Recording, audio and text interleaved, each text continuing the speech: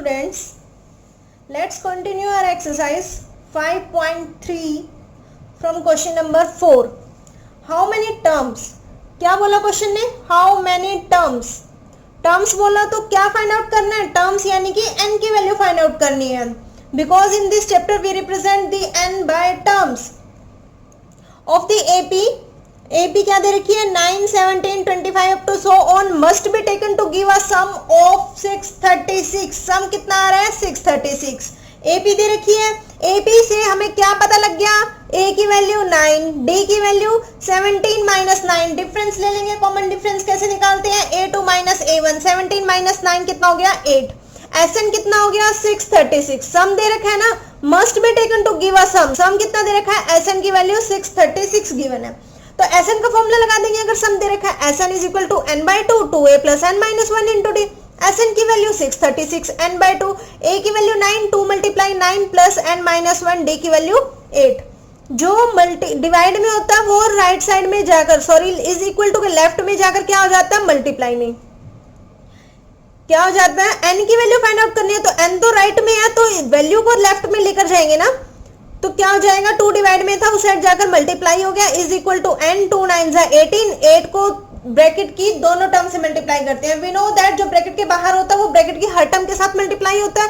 8 को n के साथ मल्टीप्लाई किया 8n, 8 को 1 से मल्टीप्लाई किया 8.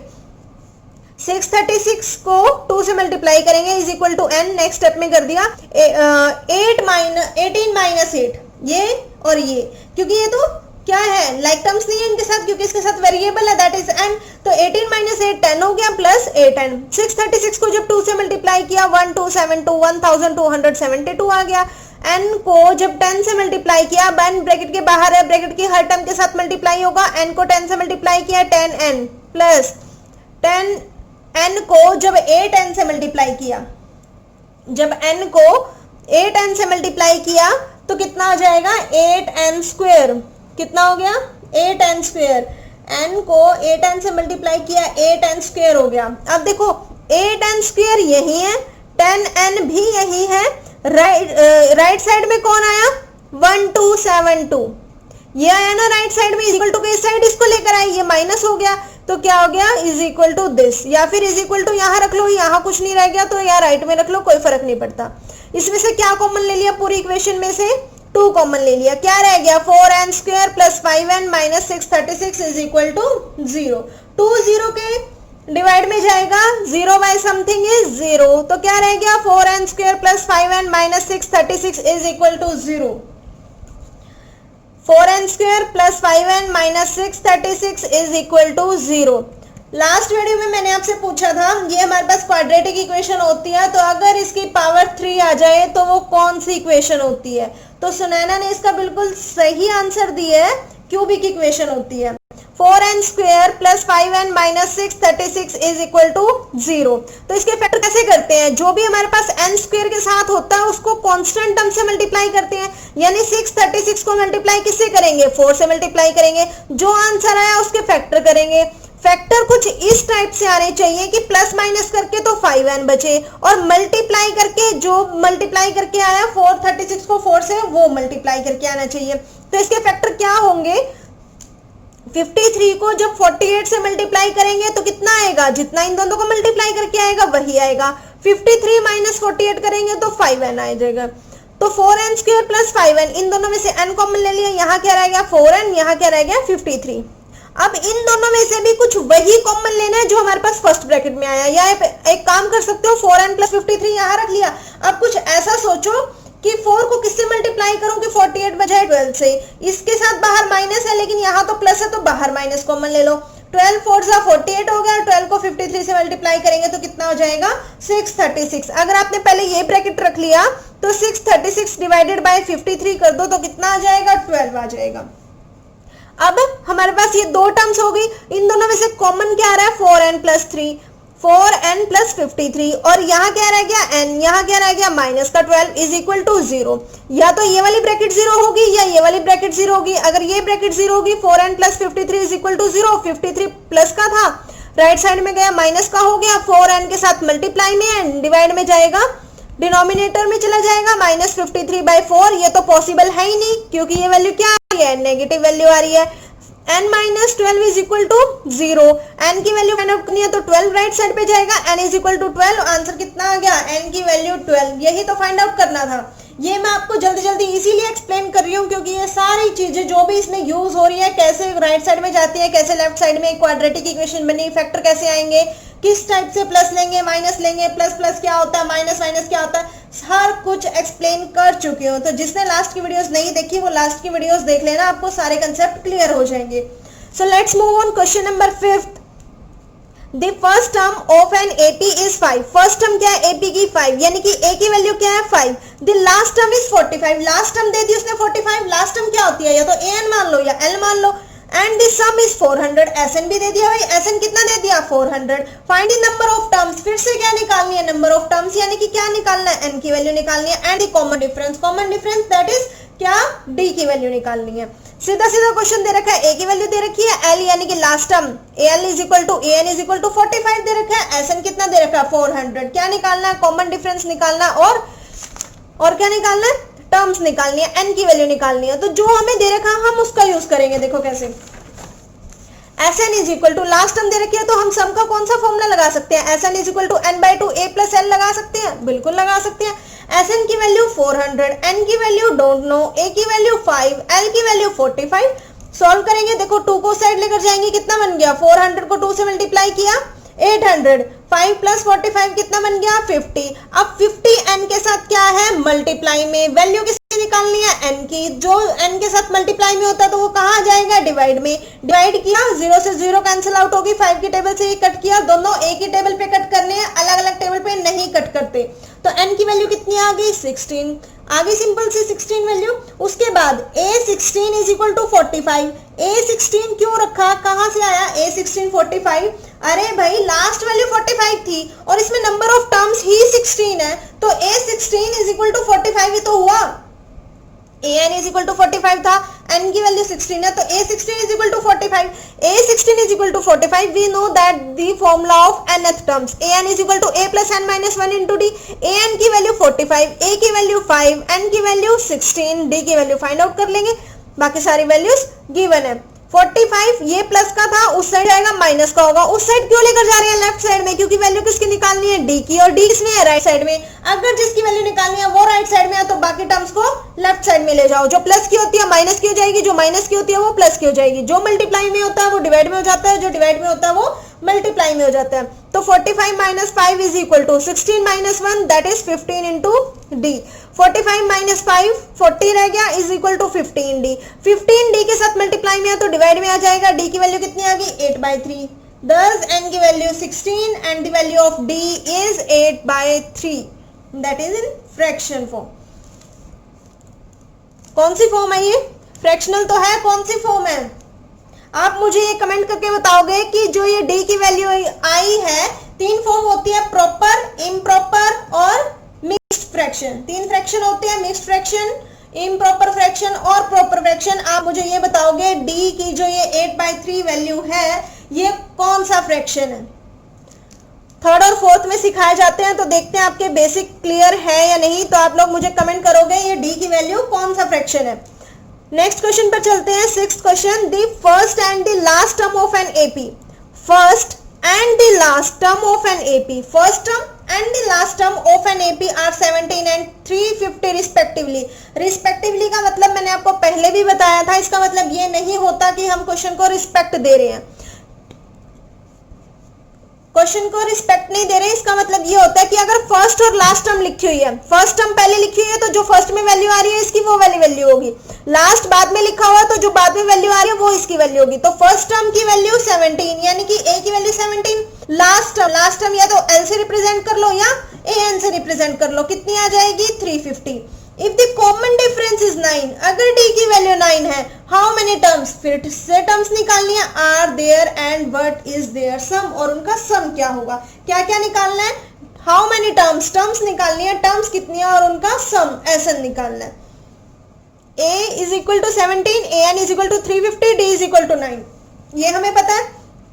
an पता है, sn पता होता है तो sn का फॉर्मूला लगा लेते हैं, an पता होता है तो an का फॉर्मूला लगा लेते हैं। an is equal to a plus n minus one into d, an की value 350 is equal to a की value 17, n minus one, d की वैल्यू कितनी 9। 350 अब क्या निकालना है, n निकालना है ना, तो 17 उस साइड जाएगा तो माइनस का हो जाएगा, is equal to n minus one into 9। 350 minus 17 divide करके कितना आया 37, 37 नहीं माइनस करके 350 माइनस 17, इनको माइनस करके आया 333।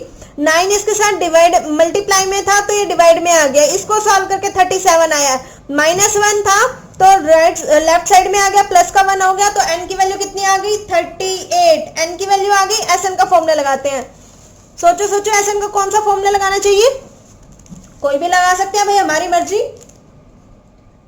अगर n by two a plus l लगाना तो उससे भी निकल जाएगा, sn is equal to n by two 2a plus n minus one into d. इसमें सारी वैल्यूज पुट करेंगे, इसको सॉल्व करेंगे and we get the answer 6973, 6973। अगर मैं कुछ छोटी छोटी चीजें बीच में स्किप करते हुए चल रही हूँ, इसका मतलब मैं ये मान के चल रही हूँ कि आप लोग कर लोगे। और अगर आपको कोई भी छोटे से छोटे क्वेश्चंस में भी डाउट आता है, कोई भी एक वर्ड भी समझ नहीं आता कि ये यहाँ से ये स्टेप कैसे आया, तो आप मुझे कमेंट कर सकते हैं। Let's move on question number 7, find the sum. क्या निकालना है, सम निकालना है, सम SN निकालना है ऑफ फर्स्ट 22 टर्म्स, पहली 22 टर्म्स का सम निकालना है। अरे बहुत सारे टर्म्स होती है तो उसने क्या बोल दिया, पहली 22 टर्म्स का। अब हमें क्या पता उसमें एपी में टर्म्स कितनी है, आगे पढ़ते हैं। ऑफ एन एपी का इन विच, जिसके अंदर d is equal to 7, common difference कितना है 7, एंड 22nd टर्म इज 149, और उसकी 22nd जो 22वीं टर्म है वो कौन सी है 149, जो 22वें नंबर पे टर्म है। एपी तो कुछ भी होती है, माइनस में हो सकती है, 4 नंबर छोड़ के हो सकती है, जितने मर्जी हो सकती है। 7 का डिफरेंस आ रहा, तो जो उसकी 22वीं टर्म्स है, 22nd टर्म्स है, तो वो कौन सी है 149 है। देखो D7 दे रखा है, D इज इक्वल टू 7। जो 22 टर्म्स है उनका क्या है, देखो A22 इज इक्वल टू 149। उसने क्या बोला, जो उसकी 22nd टर्म है वो 149 है, that it means A22 is equal to 149 हो गया। तो n कितने हो गए 22, उसने यही तो बोला 22 टर्म्स 149 है, तो n कितना हो गया 22। अब हमें an पता है ना, और n पता है, d पता है, तो हम कौन सा फॉर्मूला लगाएंगे, an वाला फॉर्मूला लगाएंगे। sn का तो यहाँ कोई नाम ही नहीं है, तो an is equal to a plus n minus one into d. n की वैल्यू क्या पुट करेंगे 22, क्योंकि इसमें टर्म्स कितनी है 22, n 22 है तो इसमें नंबर ऑफ टर्म्स भी तो 22 हुई। a22 is equal to a plus n की वैल्यू 22 माइनस वन, d की वैल्यू 7, 22 a22 की value 149 is equal to a plus 22 minus one 21 into 7, 149 is equal to a। 21 को 7 से मल्टीप्लाई किया 147 आ गया, 147 को जब लेफ्ट साइड पर लेकर गए 149 minus 147 is equal to a, तो a की वैल्यू कितनी आ गई 2। SN का फॉर्मूला लगाया, SN is equal to n by 2, क्योंकि सम फाइंड आउट करना था, SN is equal to n by 2। अब हमने a क्यों फाइंड आउट किया, कुछ बच्चे कह रहे हैं जब सम फाइंड आउट करना था तो a फाइंड आउट क्यों किया भाई a फाइंड आउट, क्योंकि अगर SN का फॉर्मूला लगाएंगे तो SN का फॉर्मूला SN निकालना है, तो उसके अंदर चाहे आप छोटे वाला फॉर्मूला लगाओ चाहे बड़े वाला फॉर्मूला लगाओ, a तो चाहिए ना। SN is equal to n by 2, 2a plus n minus one into d. इसकी सारी वैल्यूज पुट की, आंसर कितना आ गया 1661, 1661 is the answer. Is it clear. एक और क्वेश्चन कर लेते हैं आज के लिए, last question, question number 8। Find the sum of first 51 terms. क्या निकालना है, सम निकालना है किसका 51 टर्म्स का, जो फर्स्ट 51 टर्म्स है of an AP whose second and third terms are 14 and 18 respectively। फिर से वही बात, जिसकी सेकेंड टर्म कितनी हो जाएगी 14, थर्ड टर्म कितनी हो जाएगी 18 रिस्पेक्टिवली। का मतलब है पहले नंबर पे सेकेंड टर्म आ रही है तो उसकी वैल्यू 14, फिर थर्ड आ रही है तो उसकी वैल्यू कितनी हो जाएगी 18 हो जाएगी। क्या गिवन है in terms of mathematical expression लिखते हैं, a2 is equal to 14, second term कितनी दे रखी है 14, तो a2 इज इक्वल टू 14, और a3 थर्ड टर्म क्या दे रखी है 18 दे रखी है, तो a2 nth फॉर्मूले के हिसाब से an is equal to a plus n minus one into d, तो जब उस हमने n की वैल्यू 2 पुट की तो क्या आएगा, a plus d is equal to 14, क्योंकि n माइनस वन 2 माइनस 1 1 हो गया और 1 को d के साथ मल्टीप्लाई करेंगे d हो जाएगा। a plus d is equal to 14, a3 कितना हो जाएगा, a plus 2d is equal to 18, इनको सॉल्व कर देंगे, a आ जाएगा या d आ जाएगा, जो भी आ जाएगा, फिर कोई भी एक इक्वेशन में पुट कर देंगे d आ जाएगा, यानी कि जब इन दोनों इक्वेशंस को सॉल्व करेंगे a की वैल्यू भी आ जाएगी और पुट करने के बाद d की वैल्यू भी आ जाएगी। देखो कैसे सॉल्व किया, सब्ट्रैक्ट किया, दोनों इक्वेशंस को सब्ट्रैक्ट किया तो साइन चेंज हो जाते हैं। सब्ट्रैक्शन में हम बहुत सारे क्वेश्चंस कर चुके हैं। तो माइनस किया, a से कैंसिल आउट हो गया, d प्लस का माइनस 2d माइनस का, तो प्लस माइनस माइनस हो गया, तो साइन किसका आएगा, ग्रेटर का, 2 इज ग्रेटर देन 1, इसके आगे क्या कोफिशिएंट है 1, नहीं दिख रहा है ना, जिसके आगे कोई कोफिशिएंट नहीं होता उसके आगे क्या कोफिशिएंट होता है 1, तो प्लस माइनस माइनस किया, साइन ग्रेटर नंबर का 2 is greater than 1 and the sign of 2 is negative, नीचे वाला साइन देखना है, साइन ऑफ 2 इज नेगेटिव, तो आंसर क्या आ गया माइनस डी।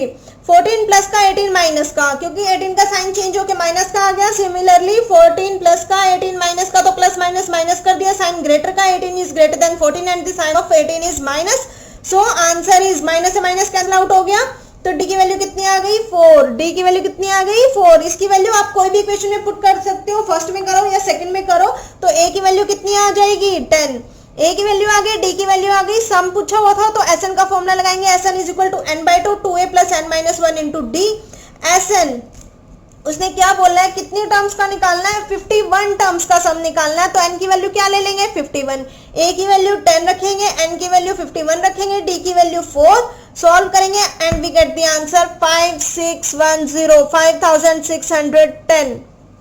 बाकी के नेक्स्ट क्वेश्चन हम नेक्स्ट वीडियो में देखेंगे, तब तक आप इनकी प्रैक्टिस करना, कोई डाउट आता है तो कमेंट करना, वीडियो पसंद आए तो लाइक करना। Thank you.